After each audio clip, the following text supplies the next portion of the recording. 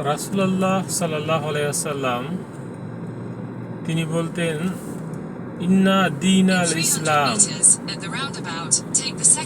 ইসলাম হচ্ছে সবচেয়ে সহজ এবং সরল ধর্ম। ইসলামের চেয়ে এত সুন্দর ধর্ম আর নাই। রাসূলুল্লাহ সাল্লাল্লাহু আলাইহি ওয়াসাল্লাম আরও বলতেন, তোমরা দিনকে সহজ করো, তোমরা দিনকে কঠিন করে তুলো না। কারণ কি, অনেকের মধ্যে আমরা আছি যারা কেউ যখন দিন পালন করে তাকে আমরা অনেক টার্মস কন্ডিশন অনেক কিছু দিই, তোর এইটা হবে না, তোর এইটা হবে না, তোর এইটা ভুল হয়েছে, তোর এইটা হয় নাই।